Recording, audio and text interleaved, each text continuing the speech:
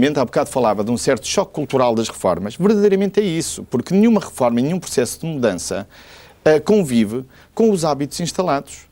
Alguns hábitos, alguns quadros mentais com que nos habituámos a conviver, que fazem parte da nossa rotina, devem ser alterados. O que os portugueses esperam deste governo, que teve a sua confiança, que teve uma maioria absoluta, é que faça o seu dever e promova as mudanças que são necessárias para que Portugal, nos próximos anos, possa encarar com mais otimismo, com mais confiança o seu futuro. Mas, nesse sentido, quem é que o inspira? Com quem é que quer ser comparado? Quem é que admira na política que tenha feito esse caminho de quando é importante é ruptura, quando é importante é compromisso? O mais importante na política é não termos medo de fazer as rupturas. É termos a coragem para, quando for necessário, fazê-las. Em nome de uma convicção. Não com a arrogância de quem acha que o seu caminho é o caminho adequado e nenhum outro tem razão. Há momentos para fazer compromissos e há momentos para fazer essas mudanças com base naquilo que é a legitimidade democrática. Nós já fizemos as duas coisas.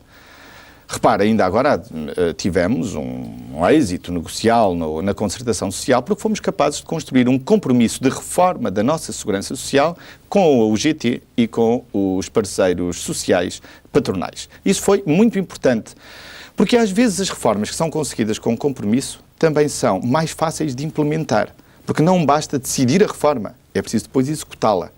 E muitas vezes Portugal tem falhado justamente na execução dessas políticas, porque é preciso que produzam resultados. Mas olhando para o país, não há um setor que lhe surja a palavra ruptura.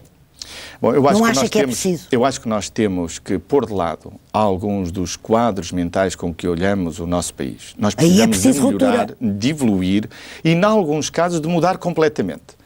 E acho que as exigências que o mundo hoje nos coloca, a experiência que tivemos nos últimos 10, 15 anos de outros países levam que possa dizer com segurança que Portugal tem o dever de mudar se quer vencer. E em muitos casos, como por exemplo no nosso Estado, como na nossa sociedade, como também na nossa economia, nós temos obrigação de mudar. E mudar para melhor. Eu não tenho a arrogância de pensar que uma reforma é em si boa. A reforma é boa quando produz melhores resultados. É por isso que também sou um reformista que encara as reformas não como revoluções, mas como reformas passo a passo. Para que tenhamos a humildade de verificar se os resultados são positivos e então podemos prosseguir, ou ter também a humildade de reconhecer que se der resultados negativos, podemos voltar atrás. Isto é o que caracteriza um reformista. E eu sempre fui um reformista. Já disse 2 vezes o adjetivo arrogante, tem a noção de que, quanto a si, há uma única dúvida. Se há chão sólido por baixo daquilo que o senhor promete e com o qual se convence de que está no caminho certo e que não há dúvidas de que é isto, ou se, apesar de tudo, há mais aparato, mais notícia, mais espuma mediática. As pessoas ainda não têm a certeza disso, daí se é um político de ruptura ou capaz de grandes reformas, ou se, com essa enorme habilidade de convencer que estamos no melhor dos mundos, não há, apesar de tudo, nem um reformista, nem um chão sólido debaixo dos pés. Eu tenho bem consciência que assumi responsabilidades governativas numa fase difícil do país. E considero uma honra poder servir o meu país num momento difícil.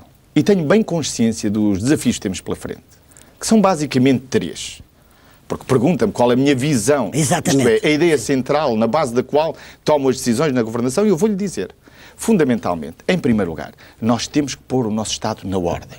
Modernizar o nosso Estado com melhores serviços públicos, que atendam melhor as pessoas, que prestem melhores serviços, mas também pôr o nosso Estado na ordem, por forma a que o nosso Estado só gaste aquilo que pode.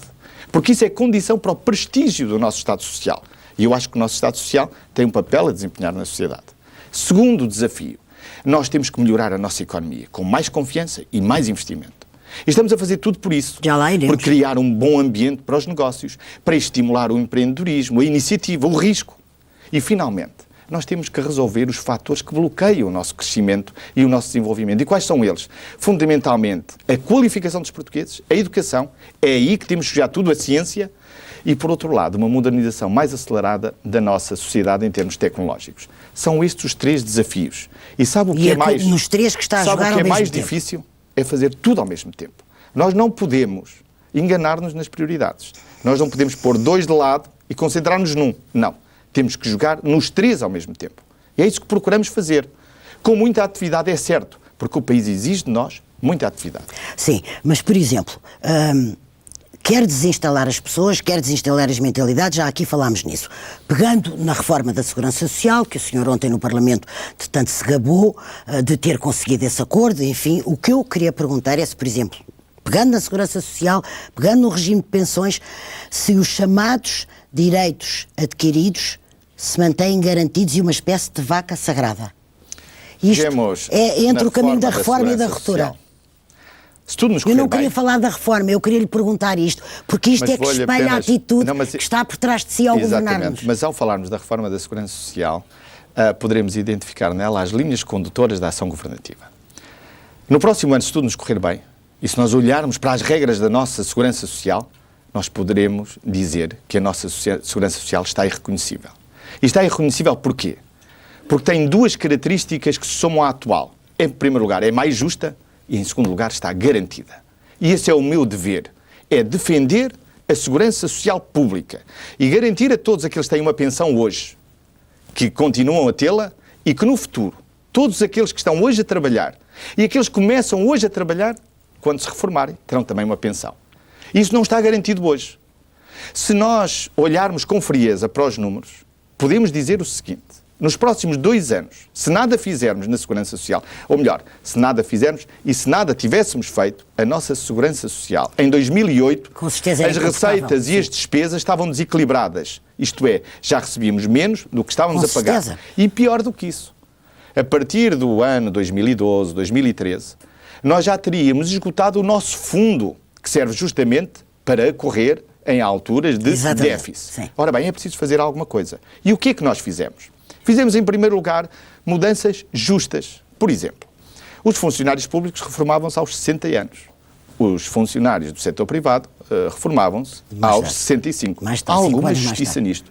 Há alguma razão para que isto permaneça? Não há.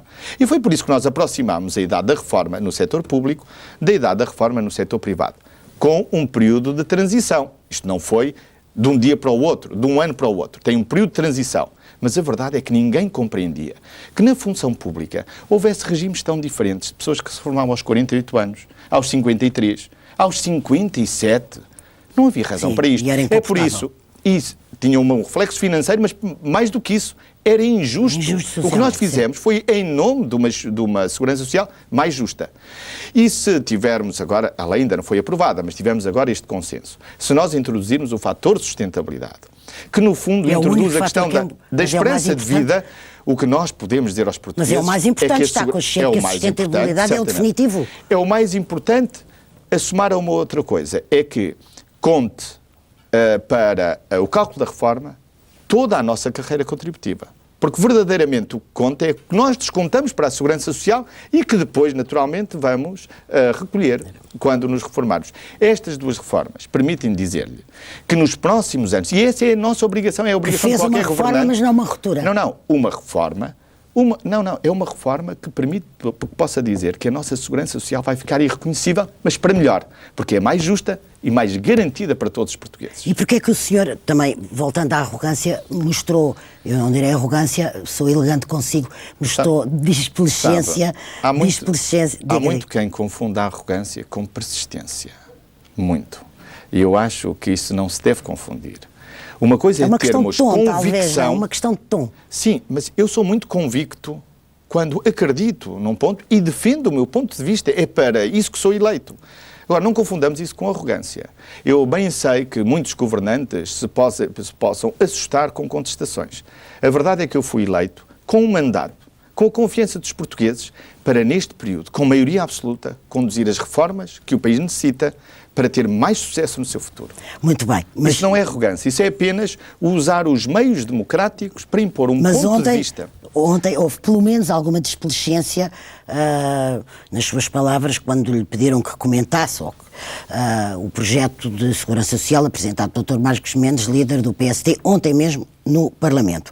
O senhor falou aí que apreciava muito os países nórdicos, país onde há preocupações sociais, na Holanda também há, na Inglaterra também há. Pois bem, quer nos países nórdicos, quer na Holanda, quer na Inglaterra, aquele modelo que era uma chega democrática, apresentada pelo maior partido da oposição, encontrou a sua desplicência ou a sua, enfim, total indiferença. Olha, Maria João, a proposta do PSD foi uma decepção. Foi uma decepção por duas razões. Então há 5 países que o senhor admira que têm esse modelo... Não, desculpa, são condições completamente diversas. Se me der um minuto, eu explico-lhe porquê. Em primeiro lugar, o PSD chegou tarde a este debate. Mas ele lá ainda nem sequer entrou, vai começar a ser discutida... Eu apresentei as linhas da reforma há 1 mês e meio. Tivemos um debate com a sociedade civil, teve em debate público, tivemos um debate na concertação social, fizemos um acordo... Não é? Com certeza que apresentam no Parlamento, claro. Mas eu acho que chegou tarde. Mas em segundo lugar, não só chegou tarde, como chegou mal. E porquê? Mas qual não é a chegou proposta tarde, a lei vai começar a ser discutida. Mas, Maria João, deixe-me explicar. Porquê que chegou mal? Porque qual é a proposta do PSD? É, no fundo, a seguinte. Das contribuições que nós descontamos para a Segurança Social, uma parte seja para um fundo individual, público ou privado, não esclareceu, e que, com isso, nós tenhamos uma segurança social mínima garantida pelo Estado e o resto, cada um vai à sua vida procurar essa segurança social através de um fundo de capitalização. Eu acho que isto não é a boa solução por duas razões, se me permite explicar. Primeira razão, porque nós não queremos uma segurança social mínima. O nosso sistema de segurança social é uma das maiores... A Holanda e os países nórdicos têm uma segurança social mínima. Se me der licença, eu já lhe vou explicar porque é que esses países puderam fazer isso e nós não podemos. Mas a primeira razão é esta, é porque eu quero uma segurança social do Estado que seja uma segurança social fiável, confiante e forte. A proposta do PSD começa por dizer vamos retirar parte do financiamento da segurança social e dirigi-la para outros fundos, públicos ou privados. Mas porquê é que essa proposta é completamente irresponsável neste momento? Porque há um período de transição que o Dr. Marcos Mendes não explica como é que vai ser financiado. Esse período, porque repare, se nós aplicássemos a proposta do PSD, significaria, ele não especificou, mas enfim, disse que os jovens, consideremos os jovens até aos 35 anos. Até aos 35 anos, parte do seu desconto iria para um fundo privado. Isto é, a Segurança Social Pública ficava sem esse dinheiro. Quem é que mete esse dinheiro para pagarmos as pensões atuais? Nós, em 2009, teríamos já um déficit na nossa Segurança Social de 750 milhões de euros. 750, mas quem pagaria? E sabe quanto teríamos em 2030? Teríamos 20 mil milhões de euros, 12,5% do PIB. E qual é a resposta do Dr. Marcos Mendes quando se pergunta, desculpe, como é que se paga isto? Na dívida pública. Francamente, na dívida pública são impostos. Desculpe, isto é muito importante, a nossa dívida pública já está em 60%. Aumentá-la significa sair do programa de estabilidade e crescimento que nós entregamos em Bruxelas. Nós não podemos ultrapassar os 60%. Nós estamos a fazer um esforço para reduzir a nossa dívida pública e não aumentá-la. Portanto, é uma reforma que, francamente, não se adapta àquilo que é a situação do país. Porquê é que um país como a Suécia fez isso? Por duas razões. Em primeiro lugar, porque, como tem ordenados muito altos, o mínimo da segurança social também já é muito alto. E, por outro lado, porque tinha um excedente na segurança social, tinha um superávit e podia, portanto, financiar essa mudança. Nós não temos. Tinham todos esses países. E repare, e pior do que isso, alguns desses países que fizeram essa mudança estão hoje arrependidos. Veja, por exemplo, o caso do Chile. O que é que se passava no Chile? Gostava de ir para a frente e não se não se importa, não encalharmos agora no Chile. Eu quero apenas dizer-lhe o seguinte, é que no Chile, o Estado, como esses fundos de capitalização depois dão uma pensão muito reduzida, o Estado do Chile tem que substituir esses fundos e dar mais às pessoas. Mas estamos muito longe do Chile. É por isso que acho que essa proposta foi uma decepção. Falando de educação, uma reforma de que o seu governo está tão empenhado e o senhor também está tão empenhado, um dos mitos vigentes, e o Dr. António Barreto tem um interessante estudo sobre isto, é olhar a educação como um fator de igualdade social. O seu Primeiro-Ministro acha que a igualdade social é um objetivo da democracia? Acho. Os países mais desenvolvidos têm reduzidos níveis de desigualdade. Reduzir a desigualdade é um fator do nosso desenvolvimento. E é por isso que eu admiro tanto os países nórdicos. É que conseguiram reduzir as suas desigualdades com uma elevada proteção social. Mas, se me permite, podíamos falar um pouco da educação. Porque, repare, na educação é que nós não podemos falhar. Porque quando falamos de educação... Mas olha a escola como um fator de igualdade social. Absolutamente essencial. A nossa escola pública tem que ser um fator de progresso, de desenvolvimento e de igualdade. Repare, na educação não podemos falhar, porque quando falamos da escola hoje, nós estamos a falar do país daqui a 10 anos, 15 anos. Aí é que não podemos falhar. Concorda que a escola é o ponto fraco do sistema educativo? Sim. E por isso é que nos últimos 16 meses... E o ponto forte dos sindicatos. Por isso é que nós, nos últimos 16 meses, já falaremos também dos sindicatos, nos últimos 16 meses fizemos tantas mudanças na escola pública. Vou-lhe dar apenas algumas mudanças. Nós conhecemos e ouvimos-lo ontem... Repare, no primeiro ciclo do básico, o que é que nós fizemos? Mudanças muito significativas que transformaram a nossa escola primária, a antiga escola primária. Introduzimos o inglês. Há refeições, funcionam até às 5h30. Tem também a formação de professores. No próximo ano será introduzido o ensino artístico e o desporto. Tudo isto mudou a nossa escola primária. E isso vai fazer com que essas crianças, daqui a 15 anos, falem melhor inglês e tenham mais educação, porque é isso que o país necessita. Mas também nos outros graus de ensino fizemos algumas mudanças muito significativas. Olha, vou-lhe falar de uma. Vou-lhe falar do português e da matemática. Sim, por isso é que nós estamos a fazer essas mudanças. Vou-lhe falar de uma. Sabe que este ano tivemos um concurso de professores. Em que é que diferiu do passado? Sei muito bem. A mudança não foi apenas... Eu estou a fazer uma pergunta retórica. Sim, estou aqui a entrevistá-lo, claro. Quer dizer, no passado, lembra-se bem do caos do concurso de professores. E agora, em vez de um ano, são 3. Em vez de um ano, são 3. Mas essa mudança é estruturante. Porque essa mudança visa dar estabilidade ao corpo docente. Quer as famílias, quer os professores saberão que estão 3 anos naquela escola. Com isso, combate-se o insucesso escolar e melhora-se o funcionamento da escola. São mudanças estruturais. Claro que tivemos problemas com sindicatos, mas não problemas com professores. Porque é um erro pensar-se que o Governo faz isto contra os professores. É exatamente o contrário. Há muitos bons professores... O senhor ontem falou no seu discurso da cartilha dos sindicatos insurgindo-se contra essa espécie de ditadura, entre aspas. É uma visão imobilista de quem não quer mudar nada, estão sempre contra tudo, e eu acho que isso é uma atitude negativa. E o senhor está entre o compromisso e a igualdade social no que diz respeito aos professores, eu queria dizer o seguinte: em primeiro lugar, nós temos excelentes professores em Portugal. O conjunto dos nossos professores é muito bom. E tenho a certeza que todos aqueles que foram educados em Portugal, como é o meu caso, se lembram de bons professores. Mas nós temos que fazer mudanças. E o que está em causa, fundamentalmente, e isso motivou uma certa guerra com os sindicatos, sequer, para pormos as coisas de forma simples, é que, em primeiro lugar... Sabe como é que se chama a sua Ministra da Educação? A nova Thatcher. Porque em vez de... Não confundamos determinação. A nova Thatcher neste sentido, porque enfrentou os sindicatos. Deixe-me dar-lhe 2 exemplos. Eu estava a fazer um elogio. Deixe-me dar-lhe 2 exemplos para que as pessoas lá em casa percebam porque é que temos estes conflitos. Nós, quando chegámos ao Governo, havia cerca de 1.300 professores em sindicatos, pagos pelo Estado português. Eu sei, no Ministério da Educação, muitas centenas. Eu pergunto aos portugueses se acham que o Estado agora deve financiar 1.300 professores em sindicatos. Nós reduzimos, em 2 anos, esse número para 300.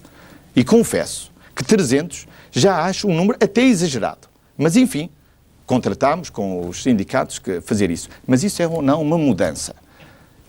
Não era um abuso termos 1.300 professores em sindicatos.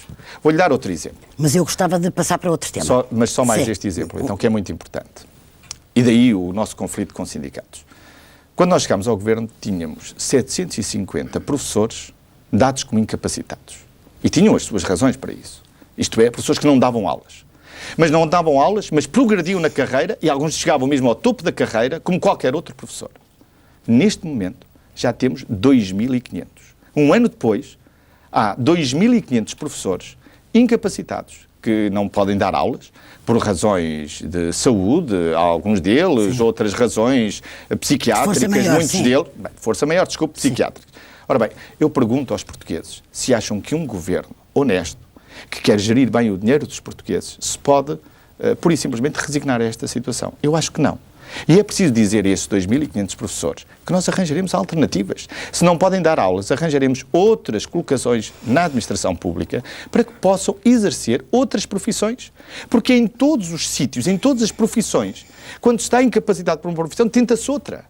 É o que nós devemos fazer. E não pagar a esses professores, porque ao mesmo tempo que esses professores estão incapacitados para dar aulas, nós pagamos a outros 2.500 para darem as aulas. Para os substituir. Muito bem. Vamos falar São estes os nossos conflitos com os sindicatos, não com os professores.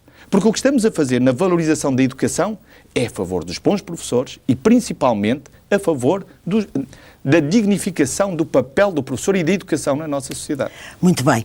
A atração, vamos falar de economia, a atração pelo investimento estrangeiro é uma bandeira do seu governo, como foi de todos os governos, é quase um lugar comum dizer isto. Mas aqui parecem ser, de facto, mais as nozes do que as vozes, ou seja, mais as vozes que as nozes. Ainda estamos para ver. Ou seja, ainda estamos... exatamente, ainda estamos para ver, Sr. Primeiro-Ministro. Ainda não vimos nada, ainda estamos para ver. Mas não, então vou-lhe dizer em que é que... Quando é que pode... Quando é que a economia se torna atraente? Quando é que o senhor pode dizer vamos ter ou estamos à beira de ter uma economia competitiva? Olha, quando é que a vida dos portugueses deixa de ir da austeridade em austeridade? Quando é que eles levantam a cabeça e acordam de outra Eu gostaria maneira? de dizer isto assim. O que nós estamos a fazer, já outros países o fizeram, em circunstâncias, aliás, mais difíceis, e fizeram-no com sucesso. Esta é uma garantia que posso dar. A diferença entre nós e esses países é que nós estamos a fazê-lo mais depressa. E há já resultados. Um resultado. Quando nós chegámos ao governo, a economia estava completamente estagnada.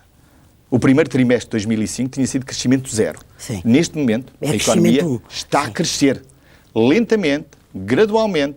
Nós não anunciamos retomas, nós não anunciamos oásis, mas está a crescer. Lenta e gradualmente, como são todas, quer dizer, já invertemos o ciclo do decrescimento, do declínio, e começamos a pôr a economia a crescer. Em segundo lugar, há já um movimento de modernização na nossa sociedade. E repare, modernização mesmo ao nível tecnológico.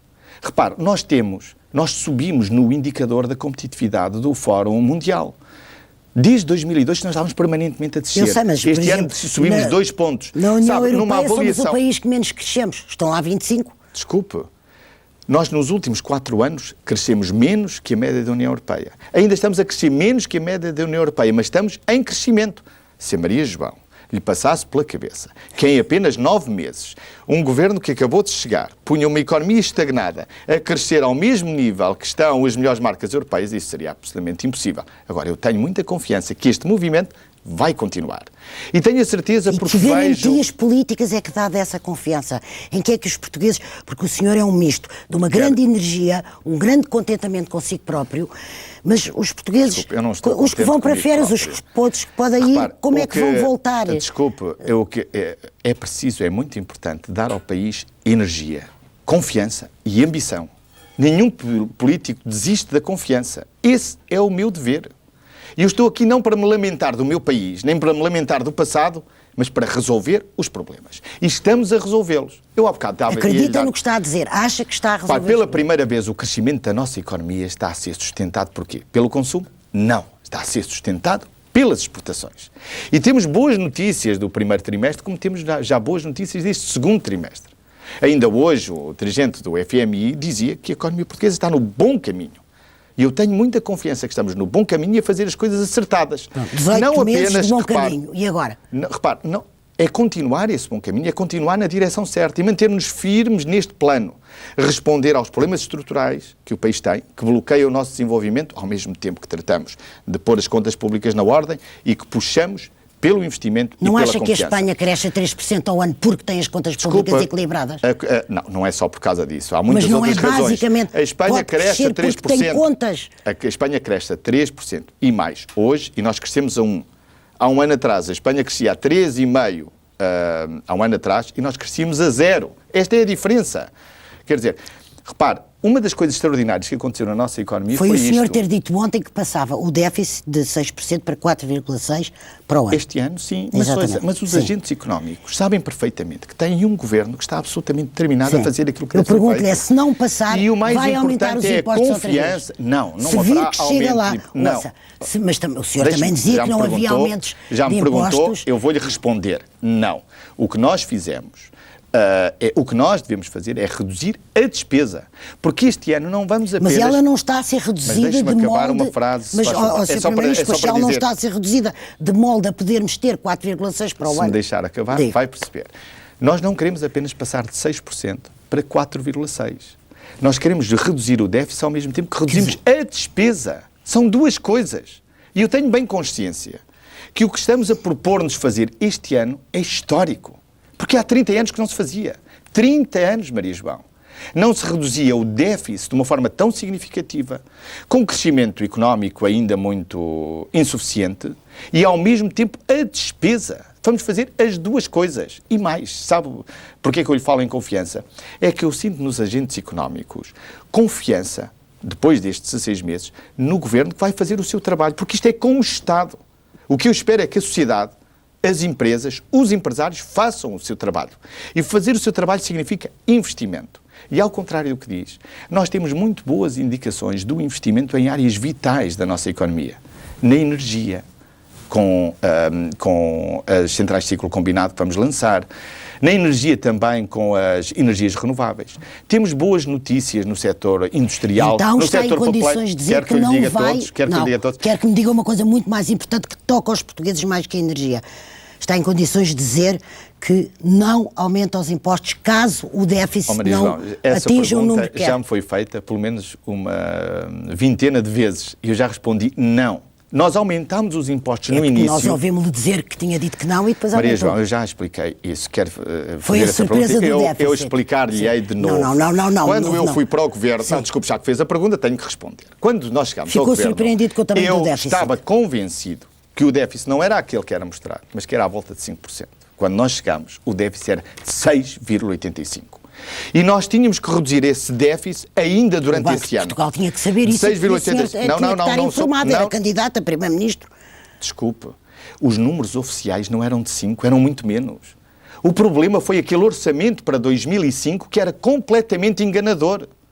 A diferença na análise que o Governador do Banco de Portugal fez àquele orçamento e aquilo que estava escrito e aquilo que era real, era uma diferença assustadora. O déficit é de 6,85. E como nós tínhamos que reduzir a despesa naquele ano, passar de 6,85 para 6, foi preciso tomarmos medidas do lado da receita para que pudéssemos conter esse déficit e para dar um sinal também de determinação, para ganhar credibilidade internacional e para mostrar aos agentes económicos que estávamos absolutamente determinados a fazer o que devemos. Foi uma escolha muito difícil, então, moralmente muito difícil. Maria João, deixe-me dizer isto que é muito importante, muito difícil. Porque eu na campanha eleitoral tinha dito que não o ia fazer. E expliquei aos portugueses que a razão de ser feito é que entre aquilo que tinha sido a nossa promessa na campanha eleitoral, porque julgava que estava em condições de fazer isso, e a realidade, eu não podia optar. Não podia fazer outra opção que não fosse em nome dos interesses do país. Como digo, foi uma escolha moralmente muito difícil, mas teve que ser feita e fila, convencido que fiz aquilo que devia para benefício de Portugal. Se tudo não correr como o seu otimismo, a sua energia, o seu empenho, a sua determinação, o senhor pretende que indiquem que vai correr bem, apresenta-se outra vez ao eleitorado. Se o déficit não for esse, se a energia não vier, se crescermos, se não passarmos de 1%, apresenta-se outra vez ao eleitorado. Maria João, é muito cedo para falar disso. Eu estou absolutamente determinado em resolver os problemas do país. Foi por isso que fui eleito. E por 4 anos. E espero cumprir esse mandato correspondendo exatamente àquilo que os portugueses esperam de mim. Fazer o meu melhor para colocar Portugal de volta ao bom caminho. E o bom caminho é o caminho do desenvolvimento, de um Estado moderno, de um Estado que preste melhores serviços públicos, mas também que seja contido nas suas despesas e só gaste aquilo que pode gastar. Mas que também contribua, e também com o discurso público, para uma modernização acelerada da nossa sociedade. Uma modernização em todos os sentidos. Quer na sociedade, quer também na economia. Que as tecnologias mudam as sociedades? Sabe, Maria João, há muita gente que tende a menosprezar. Não estou a menosprezar, estou a perguntar que acredito. Eu sei que não é, Maria João. Estou-lhe a dizer que há muita gente, tenho ouvido esses comentários, que tende a menosprezar a importância das tecnologias de informação e comunicação. Isso é um erro. As tecnologias de informação e de comunicação são hoje um dos maiores motores para o crescimento económico de vários países. O senhor tem mais pressa que o país, está mais à frente, é um produto cultural de hoje e o país está em atraso. Em relação a si, há aqui um gap cultural. Acha que conhece bem o país? Eu conheço muito bem o país. Eu sou português, conheço muito bem o país, estou há 20 anos na vida política, conheço bem os problemas da governação e estou absolutamente convencido de uma coisa. É que eu acredito em Portugal e acredito nos portugueses. E não fui eleito governante para me queixar do meu país, nem para me entregar a visões pessimistas. Eu tenho confiança nos portugueses e é por isso que tenho este discurso de energia e de ambição, que é isso que necessita o país. Porque se quer que lhe faça uma observação, eu acho que os portugueses já estão cansados do discurso pessimista e catastrofista. E acho que a oposição também devia aprender com isso. Porque o discurso excessivamente crítico e pessimista, esse discurso não é o discurso que os portugueses estão à espera. O que os portugueses estão à espera é de um discurso que incentive, que oriente, que inspire, sabe porque porque eles estão à Portugal espera de vai resultados, resolver os seus problemas. de resultados. E já Ontem temos o Sr. Ministro das alguns. Finanças disse que a austeridade é para continuar, só lhe fica bem porque Desculpe, é sério. é Não, só lhe fica bem austeridade. porque é sério e diz a verdade. Mas lá vamos da austeridade em austeridade. Os portugueses querem Desculpe, a resultados. austeridade no Estado. A austeridade para o Estado é para continuar. Nos próximos 4 anos, nós temos que reduzir o déficit orçamental de 6,83% para menos de 3%. E é o que vamos fazer. Foi o que o Sr. Ministro das Finanças quis dizer. Isto é, o rigor e a contenção vão continuar no Estado. Mas o que nós esperamos é que a sociedade, os empreendedores, os portugueses estão a fazer um bom trabalho. Repare, é a primeira vez que um país decide lançar um programa de consolidação nas suas contas públicas, decide tomar medidas duras, enérgicas, difíceis, mas que, passado uns meses, a economia já está a crescer. Nos outros países onde isto aconteceu, 5, 6 trimestres foram sempre negativos. Eu recordo-me ainda de 2002, a seguir ao discurso da Tanga. Qual foi o resultado? Foi uma depressão, foi uma recessão económica. Eu acho que os portugueses estão a perceber bem qual o caminho. Acham pela primeira vez que a governação tem um rumo, tem uma orientação. E eu estou convencido que os portugueses acreditam que Portugal vai resolver os seus problemas. E não há nenhuma razão para que não acreditem nisso. Como digo, outros países já fizeram este caminho, fizeram-no com sucesso e nós estamos a fazê-lo mais rápido pela simples razão que tenho bem consciência da urgência das reformas e da urgência de resolver os problemas. Muito bem. O país gostava de ouvir um pouco sobre a cooperação estratégica, a famosa cooperação estratégica do Sr. Presidente da República, e tanto mais que o senhor está em condições excelentes de poder comparar métodos, trabalhou com 2 presidentes, comparar métodos de trabalho, calendários, prioridades, temas, como é que é? Sobre isso, eu gostava de dizer apenas isto. A cooperação com o Sr. Presidente da República é uma cooperação institucional que tem sido excelente. E é com este Presidente da República... Institucional é uma palavra que dá para tudo. Uma cooperação institucional que é excelente. E é com este Presidente da República como era com o anterior. E com este Presidente da República... As pessoas não são iguais, portanto era interessante, é um exercício sem a menor deselegância, que não pressupõe na minha pergunta... Com certeza, mas eu não quero ser deselegante, estou a dizer a verdade. Aliás, devo dizer que os portugueses o que esperam do Primeiro-Ministro e do Presidente da República é que cooperem. É que ambos contribuam para resolver os problemas do país. E nesse sentido, acho que ambos, quer eu, sente que está a cooperar mais agora com este do que... Igualmente, a cooperação institucional sempre funcionou bem em Portugal, funcionou entre mim e o Presidente Jorge Sampaio, como funciona entre mim e o Presidente Cavaco Silva. E essa cooperação, aliás, é facilitada pelo conhecimento que o Presidente da República tem, quer dos problemas do país, quer dos assuntos da governação. Partilha com o Presidente da República todas as informações? Qual é o limite da sua partilha? Partilha, por exemplo, informações relativas aos serviços de informação? Há um limite, há uma fronteira nesse território de partilhas? Partilho com o Sr. Presidente da República todas as informações. E em particular essas, que não são informações do Governo, são informações do Estado. O Sr. Presidente da República tem o mesmo acesso a essas informações que eu tenho. E ainda bem que é assim. Mas partilho também com o Sr. Presidente da República vários outros assuntos da governação. Como é meu dever, eu cumpro esse dever. E tira utilidade desses encontros? Tiro muita pessoal utilidade. E política? Pessoal e politicamente. Porque o Sr. Presidente da República... São muito agradáveis as conversas com o Sr. Presidente da República. Como digo, ele é uma pessoa que tem muita experiência de governação. E por isso as conversas sobre os assuntos da governação aprende e os com assuntos... Ele, aprende. Posso dizer que sim. Aprende-se com toda a gente, não, mas aprendo mas com eu o agora não era toda a gente, estava a falar do professor Cavaco Silva, Presidente da República. Já respondi, aprendo. Como aprendi com outros Presidentes da República. Repare, eu aprendi com grandes líderes políticos, aprendi com Mário Soares, aprendi com António Guterres, aprendi com Jorge Sampaio e também aprendo com o Sr. Presidente da República nas conversas que tenho com ele. Há pouco falou daí da oposição e há a sensação que a oposição é menorizada por si e pela bancada socialista, o que é uma forma de menorizar o Parlamento e, sobretudo, privar o Parlamento de um ensejo de ser uma sentinela do Governo e, sobretudo, nas suas condições excepcionais, tem uma maioria absoluta e um Presidente com quem até aprende. Porquê é que a bancada socialista faz tanta obstrução e impede a comparência? Desculpa, Maria João, importa-se de me dizer um facto em concreto em que a maioria do Partido Socialista tenha impedido o debate ou a discussão parlamentar? Não é o debate, é a permanência de pessoas nas comissões. O Bloco de Esquerda, por exemplo, o caso do Eurominas, o Partido Comunista, houve 5 membros do governo, tenho a lista em minha casa com as datas. Eu posso também Partido Comunista, 5 ministros impedidos de lá ir. O comportamento da maioria... O PSD nem falar. O comportamento da maioria absoluta do Partido Socialista é um comportamento de grande exemplaridade democrática e de grande abertura ao debate. Não quer dizer que estejamos sempre de acordo, ao contrário. Mas, então porquê é que impedem as pessoas lá ir? Não impedem, desculpe. Vamos lá ver. Há sempre um debate sobre saber se... O PSD pediram desde juiz ao ministro Manel Pinho... Não acredito. Também quando a oposição... Sabe, essas queixas da oposição fazem-me lembrar também aqueles episódios em que nós vemos jogadores de futebol na grande área atirarem-se para o chão para reclamarem um penalti. Em alguns desses casos, o que a oposição pretende é fingir que a oposição do partido... Que a maioria do partido... Se ia valorizar o estatuto da oposição... Mas sempre valorizámos, não, está muito enganada, nós valorizamos sempre isso. E de tal forma valorizamos, mas isso valoriza-se em quê? Valoriza-se na ação política, no confronto de ideias e valoriza-se na abertura que sempre damos para que a oposição apresente os seus pontos de vista. E muitas vezes aproveitamos as ideias da oposição.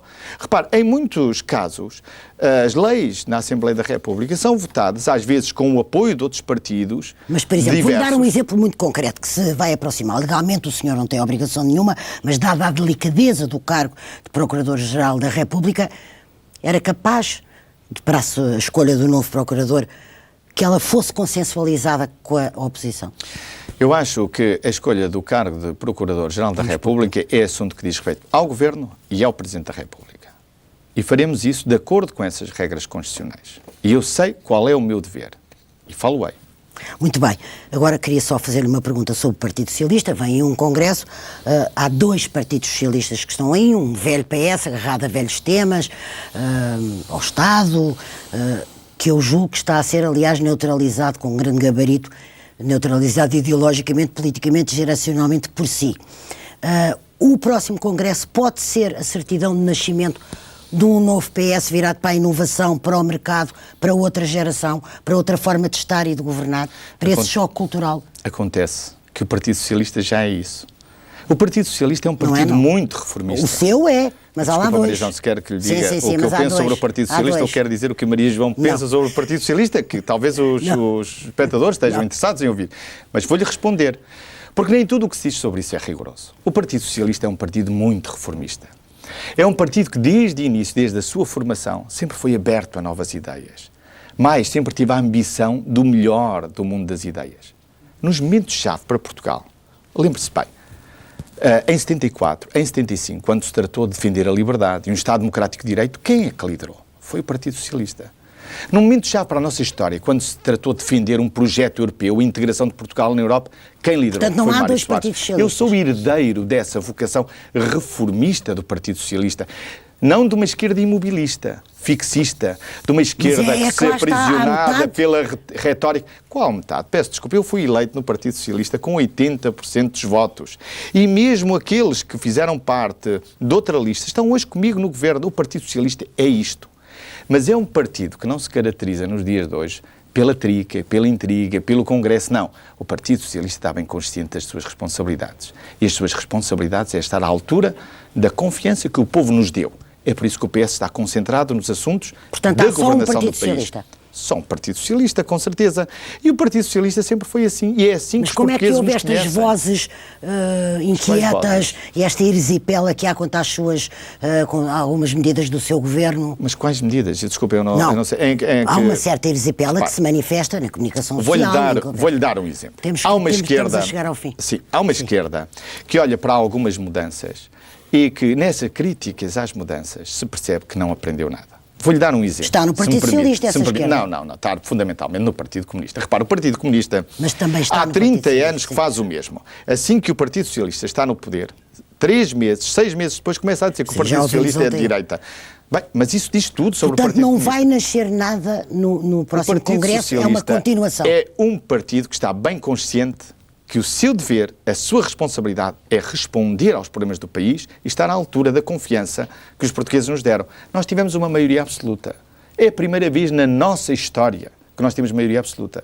A quem compete assegurar a governabilidade, a estabilidade governativa, a quem compete assegurar a condução da governação é o Partido Socialista. E como lhe digo, tenho a certeza que todos aqueles que me acompanham no governo estão bem conscientes que esta responsabilidade é para levar a sério.